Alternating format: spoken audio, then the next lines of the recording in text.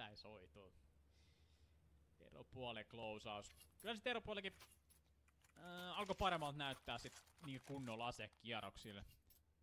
Ainakin itselle ihan kova luotto, että Janolla on eväät tää closeata tässä ja nyt.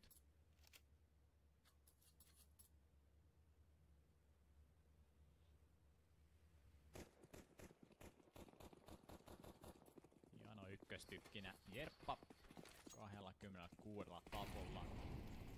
Jos millätäkään hassumpi nuki on ollut 22 hänellä. Allu hakee pihakulmiin ja siellä on tietenkin TND Kingi vastassa. Hohohoho, aika rohkea haku TNDltä. Allu vetäsee siitä fragin itselleen, mutta sitten on Aicella vielä oma sanansa sanottavana. Ottaa Allun maahan. Tässä vajalla mennään. Jerppa. Silläkin oli ehkä vaihtoehto puskea tonne vareen asti, mutta päättää jäädä pihalle. Aika kärsivällinen shotti Aicilta taas. Rampi kontrolloi toki saman aikaan Janolle mennyt, mutta mies ylivoimaa Avantgardilla. Black Magic pimeästä nurkasta löydetään Jelolta tärkeä ja hyvä headshotti. Defizer nousee valvomoon seuraavana, koettaa. Ei se voi perutella. Pitääkö se melkein haastaa? Vähän semmoista on toi Defizerin kehon kieli, että haluu haastaa. Ove tavautuu, Jelo spottaa Defizerin oven takaa. Ei muuta kuin käydykään hakemassa vaan. Jelo sen lopettaa. Pumpkin, onko se nähty? On se nähty, Jelo haluu nää kaikki. Hattutemppu Jelolle. Ja ellei Aici 1 vastaan 3 pysty putsaamaan. Mitä on Janon peli? 1 vastaan 2 kääntyy siinä, missä Aici löytää Jelo.